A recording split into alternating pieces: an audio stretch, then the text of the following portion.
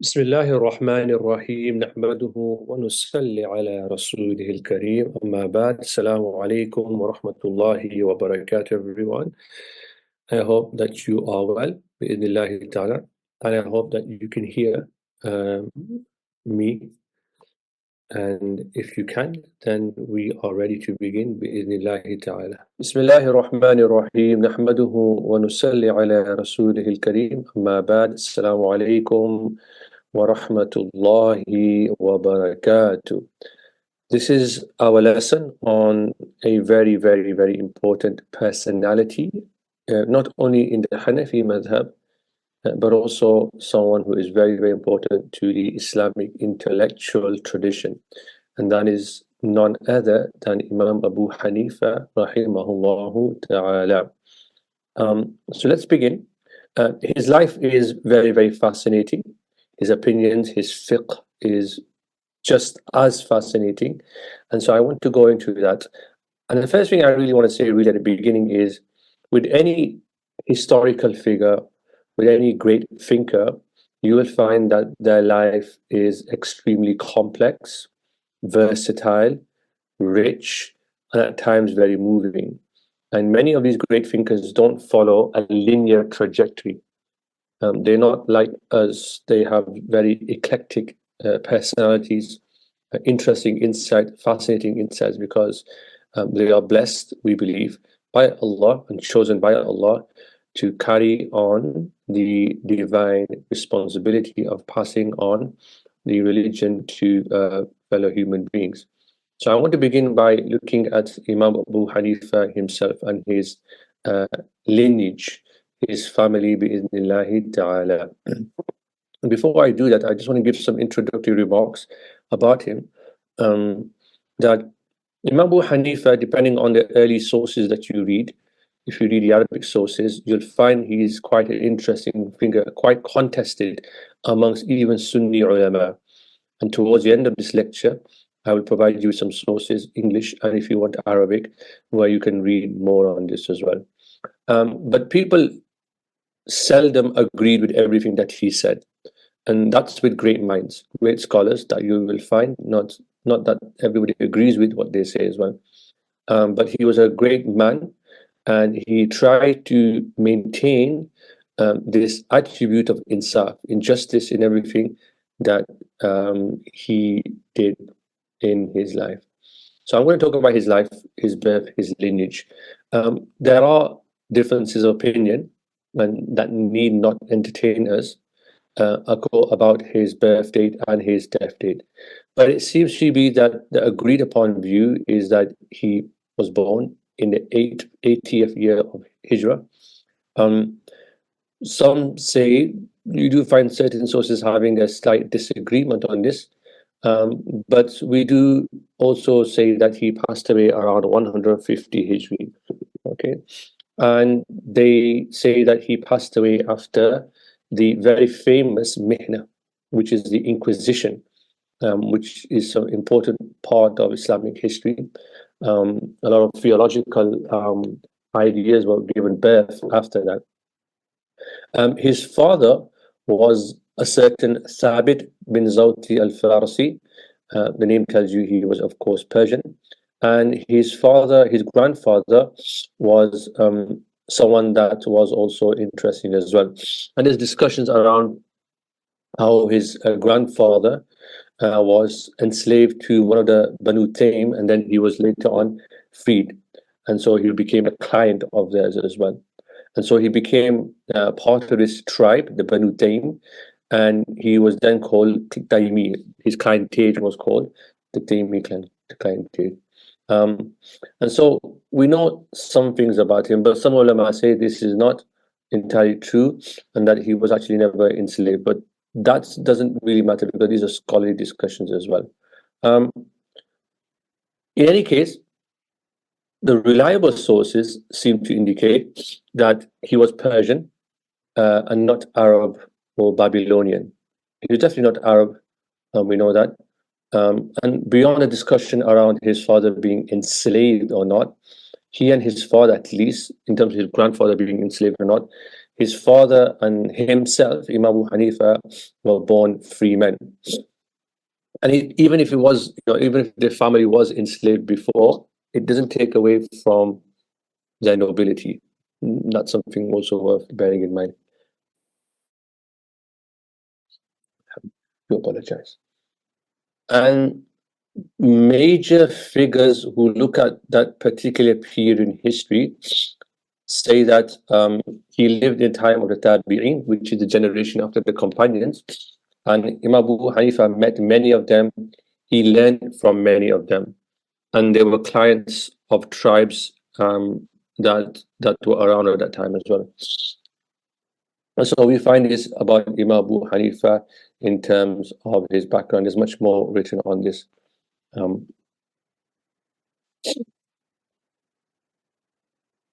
Now, this is an important part.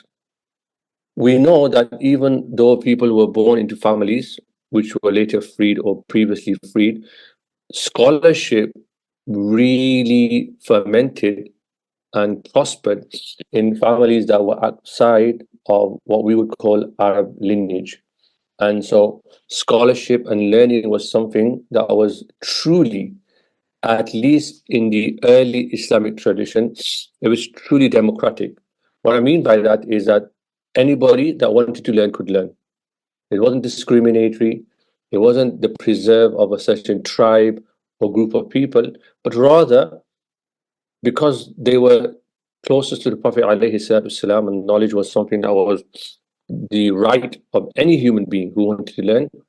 We find that in Abu Hanifa's family, this was also the case as well. So they may not have the lineage, but Allah blessed Imam Abu Hanifa with the nobility of ilm. This is something that you all know about because you've read books that talk about the virtue of knowledge. And that knowledge has a attribute, or knowledge is an attribute of God. Allah is Alim. And anything that's an attribute of God or symbolizes or gives the meaning of the attributes of God has a greater sharaf, greater nobility in the law. So this is why we try and have attributes that resemble attributes of Allah subhanahu wa ta'ala as well. And you also have a hadith. So this is just a hadith. I mean, we can't say it's about Imam Abu Hanifa, but it is mentioned by Imam Muslim, for example, in other books as well. In Bukhari, you'll find this as well. Imam Tabrani mentions this as well. But this is taken from Imam Muslim, where he has Fadail al-Sahabati radiallahu ta'ala anhum. And then there's this idea of the virtue of Fars, the Persians. And the Prophet ﷺ is reported to have said, لو كان الدين عند الثريا لذهب به رجل من فارس أو قال من أبناء فارس حتى يتناوله.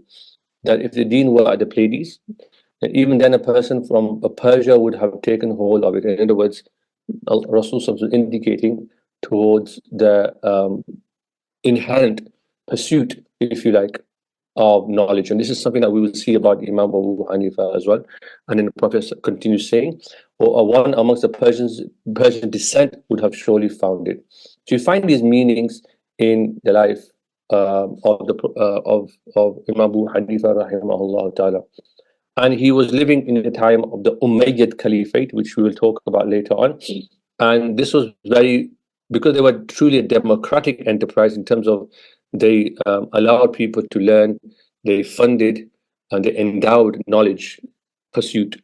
Many people ended up learning and becoming scholars, irrespective of their lineage, irrespective of their ethnic background.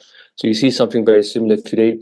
If you think about American universities, which many of them are endowed institutions, and they take on new students, some of the best minds, which then help that community, that culture really become successful. And that's one of the arguments that supports this idea that one of the reasons America is successful as an empire is because they take the pursuit of knowledge very, very seriously. They fund it, they put money behind it. In any case, there were several reasons why knowledge was something very important.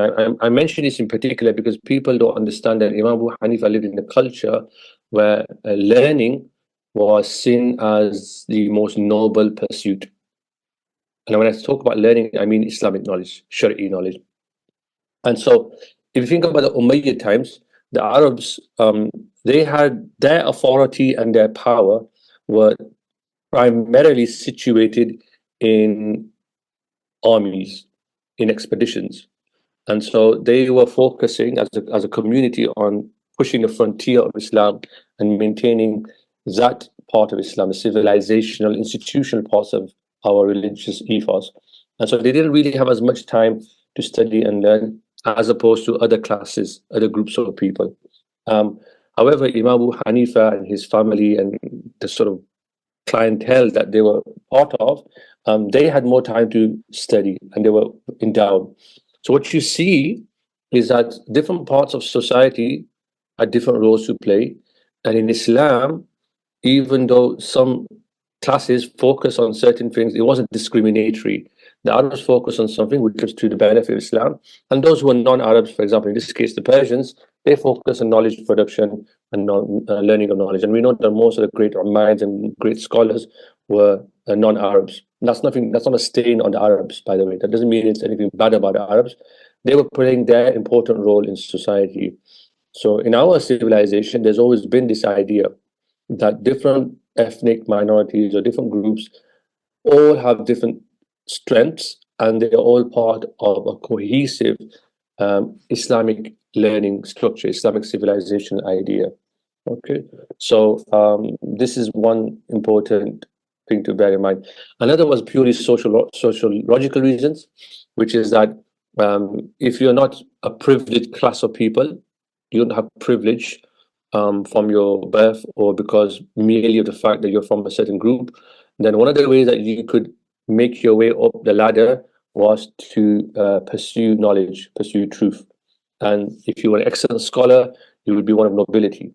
So they had this natural system that allowed even people who weren't from Arab families or from noble families, but if they excelled in learning in ilm, then they were able to achieve high worth. Okay. Um, there's also another reason is that many of the Sahaba themselves um, were working with these type of people, and so they learned a lot from the Sahaba themselves and the Tabi'in as well. And Islamic civilization, as it was spreading, of course, most of the people that were Muslims or became Muslims or had contact with Muslims were non-Arabs anyway. So naturally, by just virtue of the population, as a percentage of the Islamic Muslim population, they were more likely to be from this background. Imam Abu Hanifa grew up in Kufa, and Kufa was a center of learning. And he lived most of his life there as a student. He was an assiduous student.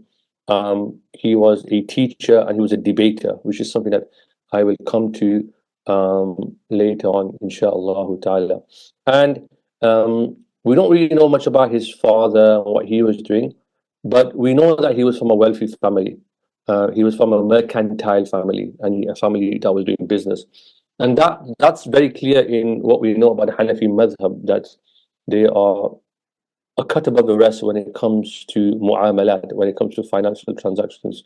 Imam Abu Hanifa was really, and his school was really innovative in the ways that they thought about sociality and how to live with one another, and also about finance, commerce, and trade as well.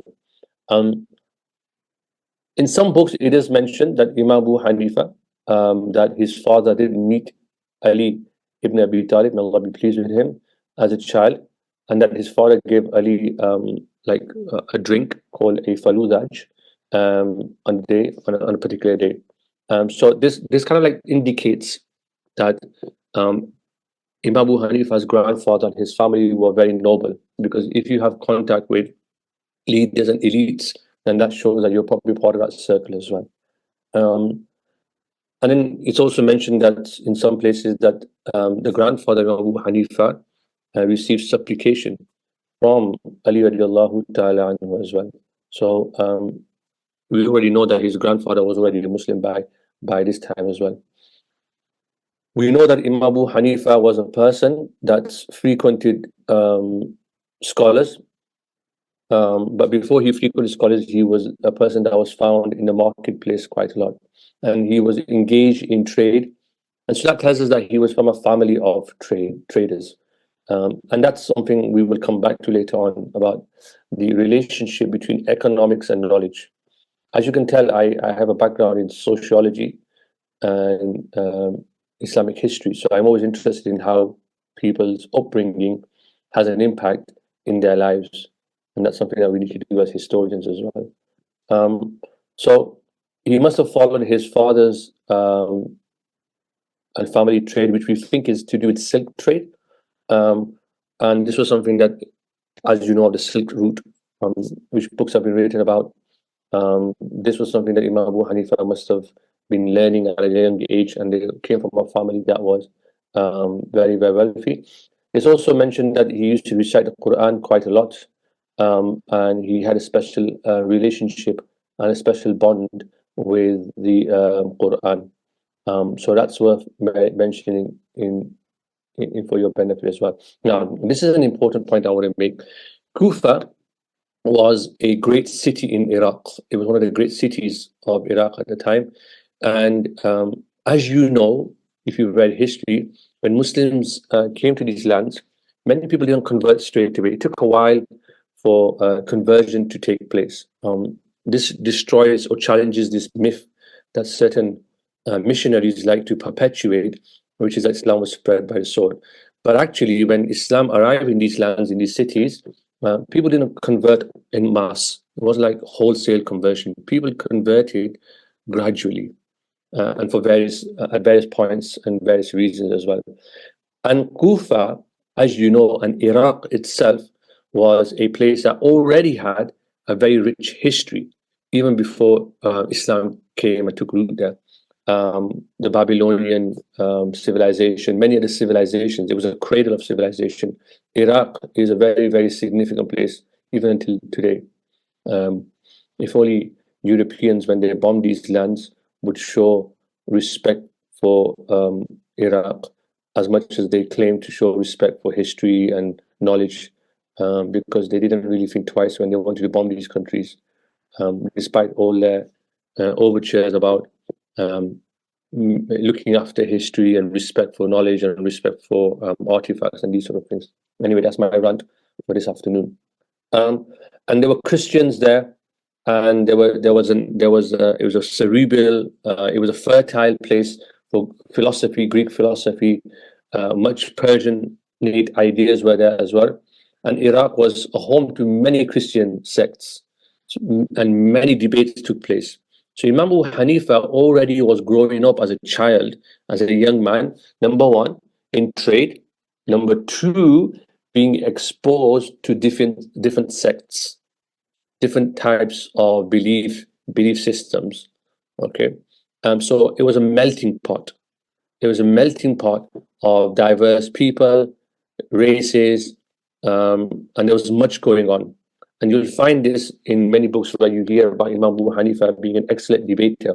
And he must have picked this up when he was living in these places. He must have observed others, and he himself must have been engaging with these people himself.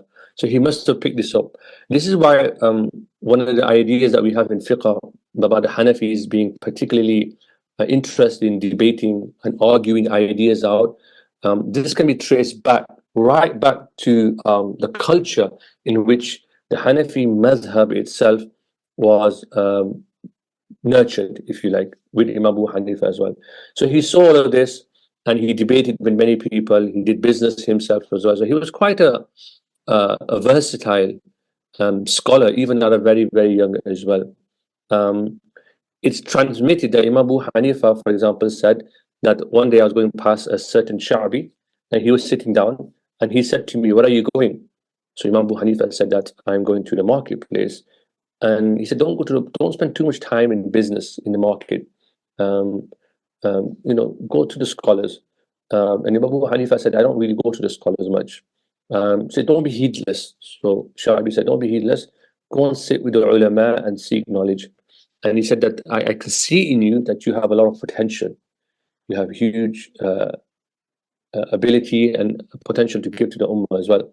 And he said when he said this really had an impact on my heart, and I stopped going to the marketplace and I began to spend time with ulama and learning knowledge as well. And so we hear this that Imam Abu Hanifa then began to pursue knowledge and knowledge production. We talked about this as well. So trade and cosmopolitanism. So this is the idea I'm saying that don't think of knowledge and learning in isolation. Great minds are nurtured in societies, in cultures where there's a lot of diversity. You will notice this a lot about great scholars that they didn't live in a bubble, but they engage with the world around them, which really opened their mind, and they had a confidence in engaging with people who had different worldviews to them. The reason I mention this, my friends, is that many of us, when we are learning or becoming scholars or students of knowledge, to lab ilm, we often think that we can become knowledgeable purely just by not engaging with the other, not having debates with non-Muslims, Christians, Jews, whoever, and then we can become scholars. Actually, the Hanafi way is about debate. The Hanafi way is about conversation. The Hanafi way is to engage with the other. When I say the other, it could be anyone, and you learn from engaging with them. And that's purely because the Hanafis were very confident in their methods. This is not part of this course, but if you study with me privately, for example, we would go through how they had a strong confidence in the Quran, the literal word of the Quran, and how they were very much focused on truth and epistemology. And this all came from Imam Abu Hanifa, because before he became a jurist, he was what I would call, he was a mutakallim, he was a folk theologian. So anyway, Imam Abu Hanifa then began to seek knowledge. He sat with mutakallimin, he studied hadith, he studied fatawa, he studied many, many things.